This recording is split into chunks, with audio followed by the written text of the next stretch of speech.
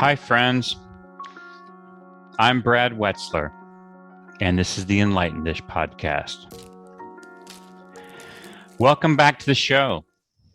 Today, I want to tell you a story and talk about something that I find really fascinating, something that lies near the core of my own seeking in life. And if you've been on a seeking journey, maybe this topic, this show today, will help you understand your own journey a bit more. I'm talking about the idea of true self. Do we have a true self? What about the word authenticity? What does that mean? I know in retrospect, I spent a lot of time seeking answers out there in the world, when what I was really seeking was in here. Me. I was seeking to understand me and maybe to be more at home in myself. But even if you haven't had the opportunities I've had to mix seeking and world travel, if you're listening to this show, I suspect that you have a seeker in you, that you are a seeker. By seeker, I simply mean you spend time trying to understand yourself, your mind, this universe. That's a seeker. You may never leave the house, but you read books, you watch shows, you think about what it's really all about. You know, we land here as babies. We have no operating instructions. We get inculcated by family in school with a lot of info that is useful to fit in the culture, useful to learn how to make a living and do the things we need to do to survive physically. But I don't think I learned a thing in school to help me understand myself better or to help me really understand my place in the universe. I learned nothing to teach me about how to love myself, how to open the heart. We prioritize filling the thinking brain with info, but we don't even learn how to live a good life. And I think this shows by what we worship in this country. We worship celebrities. We worship billionaires. Does anybody else besides me find it a little weird and absurd that we care about billionaires in cowboy hats who ride rocket ships to the edge of space? Not even to space. Something, an achievement that humans accomplished using primitive technology 50 years ago? Or what about the countless articles in business journals explaining how Jeff Bezos and Elon Musk begin their mornings and optimize their days? Moreover, we think about everything, including our bodies, in purely materialistic terms. Yes, I want my internist thinking about my organs physically, and I want him to help me take care of those organs. But I also know that a nuclear physicist thinks about the matter, the stuff that those organs are made of, in a totally different way. He thinks about them as both energy and matter. Every paradigm of understanding ultimately collapses if you hold it too tightly. But back to true self and authenticity. Last year, during the heart of the pandemic, I found myself spending nearly every waking and sleeping minute alone. It was like Groundhog Day, every day. Wake, do my spiritual practices, walk my dog Tommy, do my work editing books and coaching writers. Then in my leisure time, I would read or listen to podcasts and then end up in bed early and then hit repeat again the next morning when my alarm went off. And then in the fall, I got bronchitis and it lasted a couple of months. I was too sick and exhausted to leave the house much at all. I didn't feel lonely, just alone. But with the pandemic and the bronchitis, the aloneness felt more alone than usual. I don't have a television, so my options were quite limited as far as occupying my mind while lying sick in bed. I found myself pulling old books off the shelf. and researching topics that have always interested me, but I never really got around to looking into. For example, I'd never really studied much about Carl Jung. And so I learned as much as I could about him and about the archetypes. And I tried to make sense of how he thought about our lives, about our minds, our psyches, and even about spirituality. I also spent time thinking and reading about sort of how to connect Eastern wisdom with Western ways of thinking. I'm constantly trying to find the ways that Eastern wisdom and Western psychology are merged or not. One day, I pulled a frayed paperback book off my shelf that I hadn't read since high school. It was one of my favorite books back then. It's the story of a spiritual seeker who lived in India around the time of the Buddha. I'm talking about the book Siddhartha. Maybe you read it in high school too. Well, I opened up the frayed cover and began reading it, and it was fascinating to see what I'd underlined when I was 17 and why. From the very first pages, I realized I was having a different experience now reading the book at age 54 than I did when I was a teenager. One obvious reason, I'd lived a lot since then. I'd been married twice, I'd worked as an adventure writer, I'd traveled to dozens of countries, spent time in exotic and dicey regions of the world. I'd traveled to India several times, and I was familiar with the Shramanas, or the spiritual seekers there, the itinerant spiritual seekers who renounced the world in order to pursue their spiritual aspirations. Another reason I was having a different experience reading Siddhartha is over the last decade or so, I kind of became a Shramana myself. No, I've been a seeker my entire life. When I was a kid, I was into spirituality in the form of Christianity. And then later, I got lost in writing and literature and the beat writers and on and on. And then I became a magazine journalist, and I was off to the races. And I got caught up in all kinds of subjects, from foreign culture to American politics.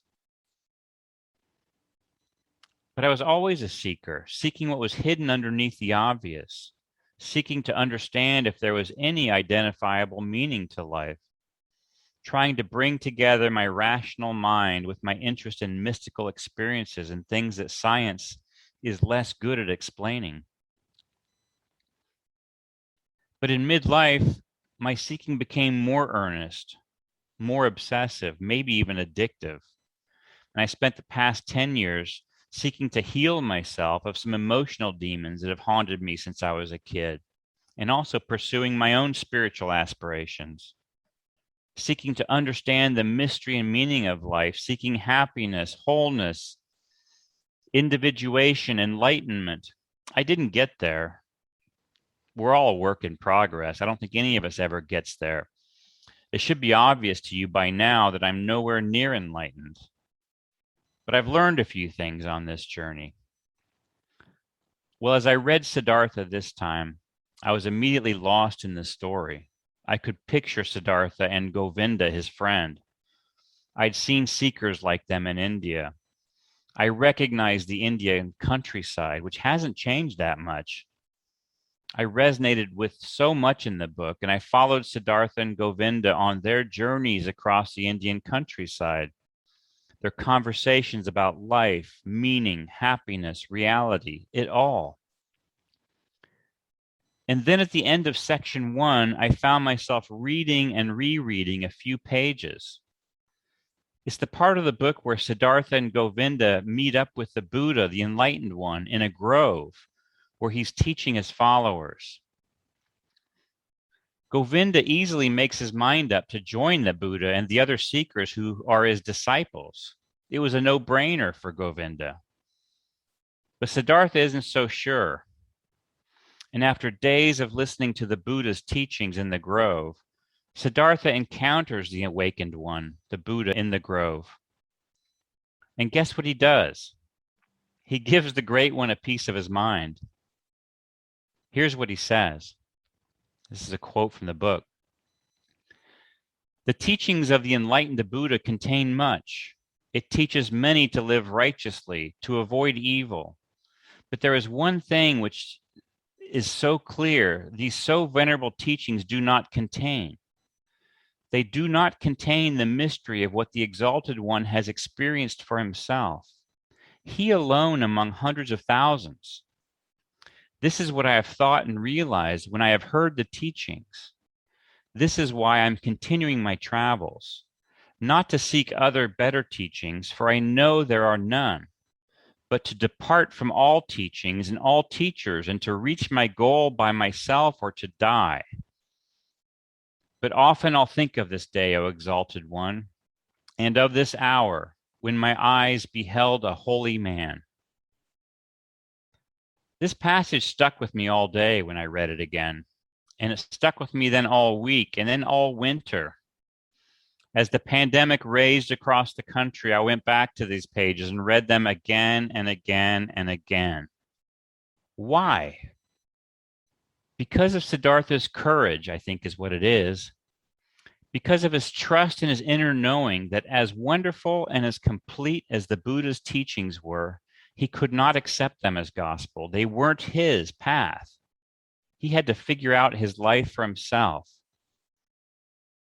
After years of wandering, Siddhartha actually met the Buddha, and he fucking walked away from him. Why did this land on me so hard? A few reasons. I guess I relate to Siddhartha. I've never been one for loyalty, for one thing. Don't get me wrong. I commit to people, to myself, to projects I care about. But I do not believe loyalty is a quality that reflects well on people. Loyalty to organizations, political parties, families, it too often requires us to sacrifice parts of ourselves that we shouldn't sacrifice. Our truest sense of self, our authenticity. Second, I believe that all systems of thought eventually fail. We humans are imperfect, and everything we humans create is imperfect. As soon as we grip any path too tight, it slips through our hands. In the case of Siddhartha, he knew that spiritual development was an individual thing. And while he knew that the Buddha had created an amazing program of spiritual development, and that maybe there was none better or ever would be, he also knew that the program worked for the Buddha, and he, Siddhartha, was a different person. The Buddha never did manage to explain sort of the mystery of how he came to his realizations. Siddhartha knew he had to find his own way. As Shakespeare said, "To thine own self be true." Well, I could go on about this amazing book. It has so many layers. But I want to focus on what it means to be true to oneself, because my spiritual questing, my own healing journey, has been about reconnecting with my true self, almost more than anything else. And the spiritual tradition of India states that when we fall into ourselves, our true self, we also connect with our Atman, our soul, and the Atman is connected to the souls of all and to God. I don't know if that's true, but it always has interested me and compelled me to go deeper into this topic. So what is true self? Well, I'm a journalist, and I began to read intensively about this concept. I turned to Western psychology first. I found myself researching the word authenticity too. What is authenticity, and how is it connected to our healing and our spiritual journeys? One thing I discovered, the works of a psychologist named Donald Winnicott, who did a lot of writing about attachment theory. He wrote that kids need two things to grow up healthy. They need attachment. That is, we need to be attached to our parents in order to survive, emotional attachment. And we need authenticity. He used the term true self. He stated that when parents are distracted, addicted, emotionally needy, kids will become too focused on pleasing their parents in order to preserve their attachment to them. They become people pleasers, and they betray what Winnicott calls their true self. And over time, all of these micro betrayals of their true self, they can end up abandoning themselves full force. and they then live from a false place. And they can even lose track of their own true selves. They stop being able to identify their own feelings, their own desires, and focus on keeping other people happy. Their sense of self based on spontaneous, authentic experience and a feeling of being alive, having a real self. The more I read about authenticity, the more I realized it really was at the core of my own spiritual seeking. I was traveling around the world, praying and meditating in temples, but I was really searching for my own true self. I was seeking out there what could only be found in here. And all the spiritual practices I was doing, I didn't know why I was doing them really. I guess I thought I was seeking enlightenment, but I think my intuition to do them was correct no matter what my conscious reasons for doing them were. I needed it because meditation and yoga are both proven ways that we can connect with our own deepest feelings, bodies, and selves. And yeah, maybe our Atman too, our soul, and maybe God. And so yoga and meditation was helping me to locate my true self, maybe for the very first time. But I knew there was another piece to authenticity because just locating it isn't enough. I had an intuition that we also had to learn to live it. We have to put our true self into the world. You know, years ago, while traveling in Palestine and Israel, I read a lot about the Gnostic Gospels. These were Gospels that weren't included in the canon when the church became organized. They were stories about Jesus that never made it into mainstream Christianity. One of them is the Gospel of Thomas, and there was a quote from that gospel that always fascinated me. Jesus says, quote, "If you bring forth what is within you, what you bring forth will save you. If you do not bring forth what is within you, what you do not bring forth will destroy you." This struck me as wise, but even if I didn't understand it entirely, it did lead me to come to the conclusion that we must put our true selves into the world. We cannot just sit on them. Another great spiritual text, the Bhagavad Gita, says that we must act. Those of us who aren't destined to be monks, we must live in the world. We must live our dharma, our path, our duty. There's just one problem with living your authenticity. It's hard. Why is it hard? It's because we are afraid that we will be rejected or ridiculed if we live our authentic selves, or worse, that others will react against us. We live in a culture that wants us to get in line and do things according to the herd. Families are like this too. They're threatened by people who think for themselves. Corporations definitely don't like their workforce to think too much in original terms. It's too hard to keep control. It draws attention. It's not always in alignment with the corporation's stated public goals. So there's a cost to being authentic. But there's quite possibly a bigger cost to going along with the pack. What is that cost? That cost is the betrayal of ourselves. And you know what? When we betray ourselves, that can feel really bad. It can feel like dying. Living in a false self cuts us off from being alive, truly alive. The more we mask our true self, we become deadened. Kierkegaard said that when we suppress our true self by giving in to society, we become sick. We become soul sick. We become a pawn to the larger group. No, I'm not talking about not getting vaxxed. That's just dumb. Heidegger said that giving in to the crowd is like death. And here's what else. Being authentic, well, you must practice it every day. The poet E.E. Cummings put it this way. Quote, "To be nobody but yourself in a world which is doing its best night and day to make you everybody else means to fight the hardest battle which any human being can fight." So as I was studying about true self and trying to become more of my true self, I stumbled on some new ways to think about true self. One of the things I learned had to do with the idea of being versus becoming. And when we become too stubborn about who we think we are, We sometimes forget to grow or fail to grow. We can be too rigid about our true self, because after all, we are always in a state of becoming. Being authentic shouldn't condemn you to being as you've always been. For example,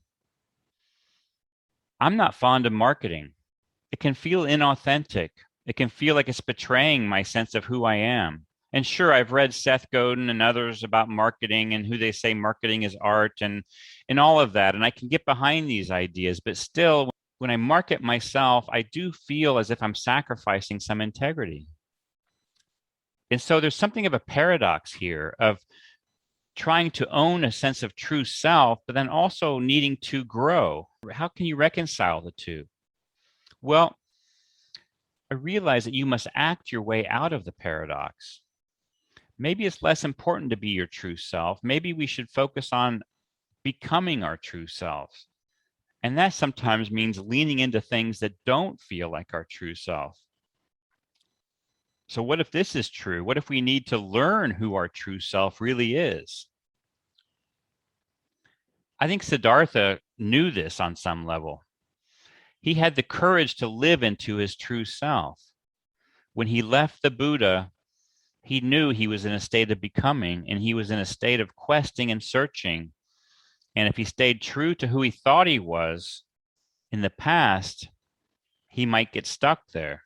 Of course, Siddhartha is a character in a novel, but these characters are alive for me.